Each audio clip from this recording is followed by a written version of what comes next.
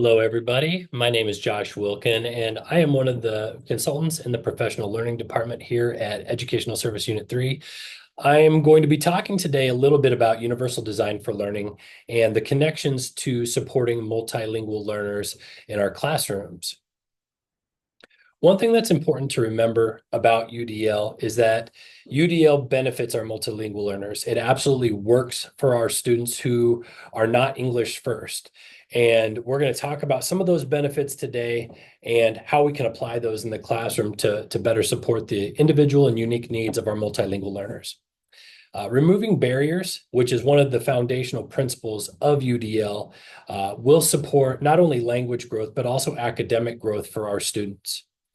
And one thing that we also need to consider is that additional language support or additional scaffolding may be required based on each student's needs.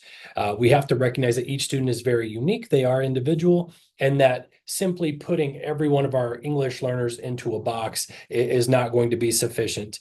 And while UDL is a tremendous system, by itself may not be as beneficial for our students, as efficient for our students, as also using some of those additional scaffolds as well. I included this quote by Katie Novak, who said, "We need to stop using labels to decide what students need and start focusing on student variability, context, and data, really thinking about each student as an individual." Like I said, to simply put students into a box and say that all multilingual learners need this.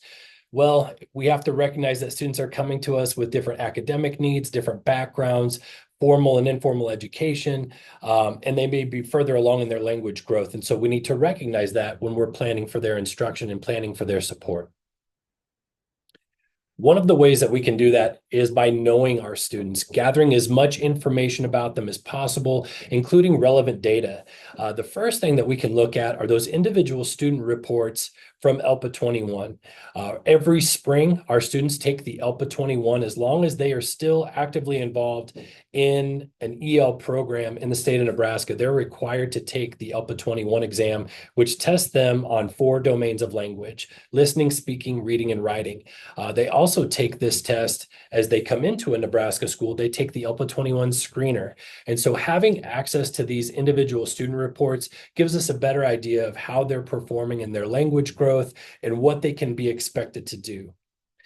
Cross-referencing that with the proficiency and achievement level descriptors from the Nebraska Department of Education can be very beneficial as well. Knowing those individual scores from the ISRs or individual student reports, looking at the proficiency and achievement level descriptors, those two things are aligned and they give us a better idea of what our students can do, what we can expect from them, and how we can better support them. If you're not sure how to gather this information or where it might exist, if you've never seen this before, collaboration with the EL teacher and the classroom teacher working together is very beneficial for students when designing learning and designing instruction. Knowing our students, seeing our students in different settings and how they perform with regard to academics and language can be very beneficial and is highly encouraged. The UDL interactive guidelines. I've linked the UDL interactive guidelines in this document, just as I've linked the proficiency level descriptors in the previous slide, as well as a sample document of the ISRs so that you can see that for yourself and get a little bit more familiar with how it works. The UDL 3.0 interactive guidelines, if you click on any one of these guidelines, it will actually give you concrete examples of how this looks and could be applied in a classroom, which is very beneficial. And I included this quote: "The guidelines offer a set of concrete suggestions that can be applied to any discipline or domain to ensure that all learners can access and participate in meaningful, challenging learning opportunities." UDL was really designed for students from diverse populations, students who might be in special programming. And so these practices do work. As we've discussed earlier, it may be that we need some additional scaffolding to support our students. It may not be all encompassing, but certainly applying UDL principles in your classroom is going to have a tremendous benefit for your students.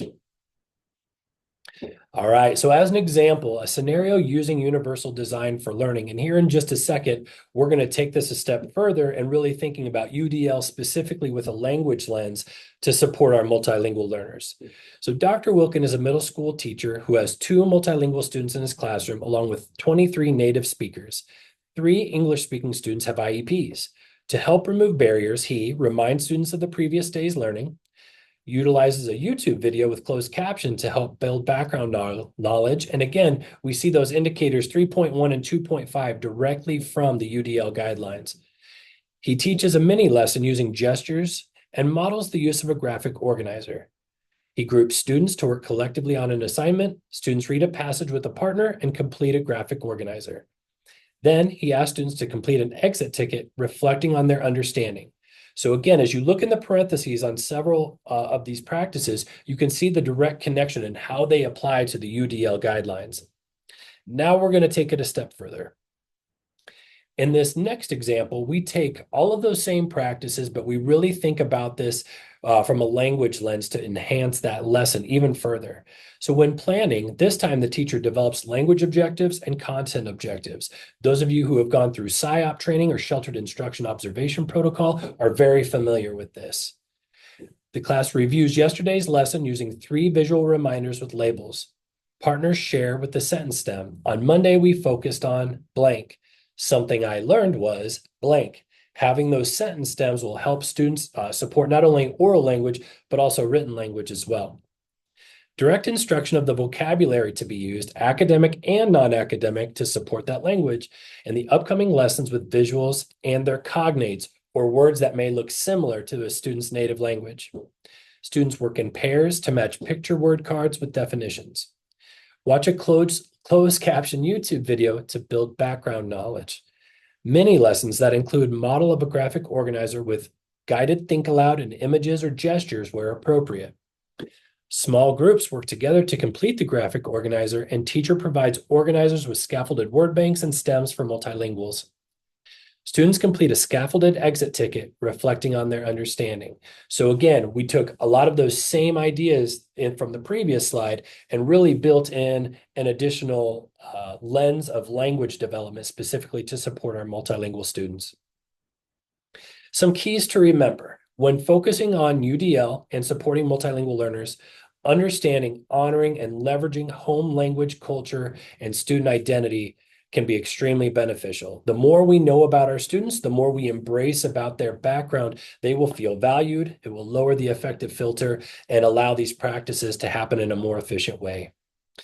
Make input comprehensible, include direct vocabulary instruction. We talk about input being comprehensible when it's at the student's level +1. We want to stretch our students, we want to challenge them to be their best, but we don't want to make the instruction or the learning so overwhelming that they can't access it. Provide support for language production and interaction. Give students the tools they need to be able to orally express themselves or in written expression to engage in the language. Make them a part of your classroom and give them the necessary scaffolds and supports to be an active participant. Provide feedback and opportunities for practice. Again, we want students to be as much a part of the classroom and the instruction as possible, and they need to have opportunities to practice. They're going to be taking in a lot of information as newcomers or emerging learners, and certainly as they progress along, they need to be able to actually practice learning the new language to gain proficiency. And one of the goals, thinking of the old UDL guidelines, we talked about this idea of developing expert learners. Now we talk more about removing barriers. So we really want students who are growing in English language proficiency and also supporting their academic achievement as well. And kind of a final quote, just to put this all together, Katie Novak said, "What is necessary for some is good for all." Okay, knowing that these practices are going to be beneficial specifically for some of our multilingual students, they're going to have benefit for all of our students, and certainly making those available to multiple students in the classroom is going to have a benefit for everyone as well. And so it's not just supporting the needs of our multilinguals, it's supporting the needs of all of our students in the classroom. Thank you for the opportunity to present this short video today. If you do have any additional questions, you can reach me at my email address. I'm also available on Twitter under Dr. Josh Wilkin as well. So thank you all so much for your time, and let us know if you need any support or help from us.